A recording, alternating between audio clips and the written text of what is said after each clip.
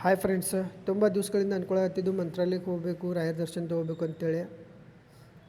2-3 ಸಲನೂ trip cancel ಆಯಿತು, climate cold ಐತೆ ಅಂತೇಳಿ. ಕೊನೆಗೂ 3ನೇ ಸಲ ರಾಯರು ಕರೆಸ್ಕೊಂಡ್ರು ದರ್ಶನಕ್ಕೆ.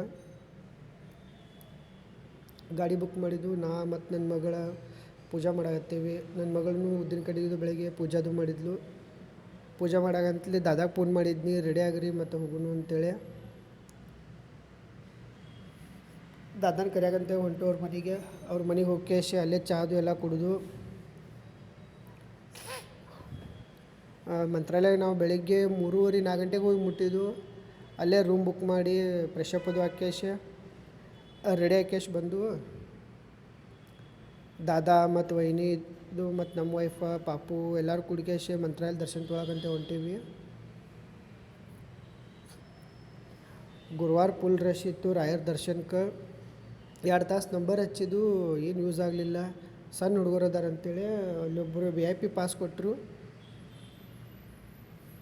VIP ಪಾಸ್ ತೊಗೊಂಡು ಅಲ್ಲಿ ನಂಬರ್ ಹಚ್ಚಿದ್ದು 1 ತಾಸು ಗಂಟ್ಲೆ. ಮತ್ತು ಕೊನೆಗೂ ರಾಯರ ದರ್ಶನ ಅಂತೂ ಆತ. ಒಳಗಡೆ ವಿಡಿಯೋ ಮಾಡೋಕ್ಕಂತೂ ಅನುಕೂಲ ಆಗಲಿಲ್ಲ, ಅದಕ್ಕೆ ಇದು ಹೊರಗಡೆದು ವಿಡಿಯೋ ಐತಿ.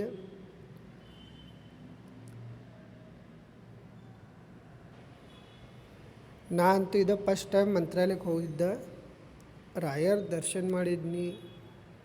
ಏನೈತಿ ಮನಸ್ಸಿನಾಗಿಂದೆಲ್ಲ ಬೇಡ್ಕೊನಿ, ರಾಯರ ಅನುಗ್ರಹ ಎಲ್ಲರ ಮೇಲೆ ಇರಲಿ. ನೀವು ಒಂದು ಸಲ ಹೋಗಿ ಭೇಟಿಯಾಗಿ ಬರ್ರಿ, ರಾಯರ ದರ್ಶನ ತಗೋರಿ. ವಿಡಿಯೋ ಲೈಕ್ ಮಾಡಿರಿ, ಸಬ್ಸ್ಕ್ರೈಬ್ ಮಾಡಿರಿ.